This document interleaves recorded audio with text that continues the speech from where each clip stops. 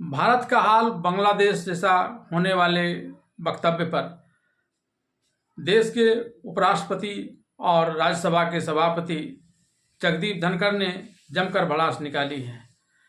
उन्होंने स्पष्ट रूप से कहा कि यह कोई कैसे तुलना कर सकता है भारत और बांग्लादेश के बीच।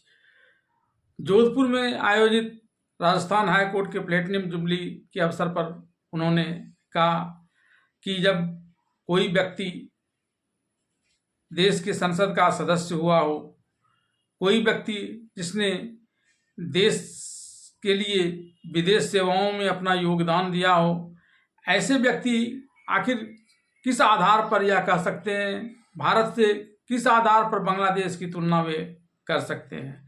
माना जाता है कि ऐसा कहते वक्त उनके निशाने पर कांग्रेस के नेता सलमान खुर्शीद और मनी अय्यर थे।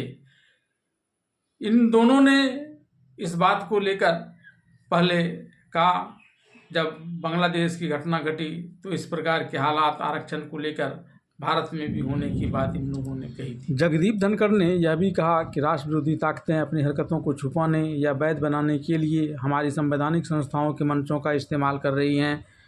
उन्होंने कहा कि किसी भी स्थिति में राष्ट्रीय हित सर्वोच्च है। धनखड़ ने कहा कि यह सर्वोच्च प्राथमिकता है, एकमात्र प्राथमिकता है और हम किसी भी चीज़ से पहले राष्ट्र को प्राथमिकता देने के लिए प्रतिबद्ध हैं।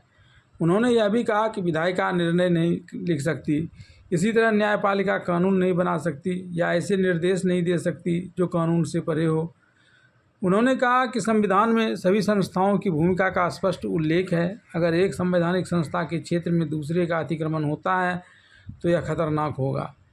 जगदीप धनखड़ ने कहा कि लोकतंत्र के लिए नापाक मंसूबे वालों से ही संस्था को बचाने के लिए काम करें और अगर वह कुछ पैठ बनाने में कामयाब हो भी जाता है तो चुप न बैठें, उन्हें बेअसर करने में जुट जाएं। उपराष्ट्रपति ने आग्रह करते हुए कहा कि भारत विरोधी ताकतें हमारी प्रगति में बाधा डालने की कोशिश कर रही है और विभिन्न स्तरों पर काम कर रही है। ये ताकतें हमारी संवैधानिक संस्थाओं को निशाना बना रही है, उन्हें कलंकित और कमज़ोर कर रही है। उन्होंने कहा कि किसी राष्ट्र की न्यायिक प्रणाली और उसकी कार्यक्षमता उसकी लोकतांत्रिक जीवंतता को परिभाषित करती है। किसी भी सरकार के लिए एक स्वतंत्र न्याय प्रणाली आवश्यक है क्योंकि यह जीवन रेखा होती है।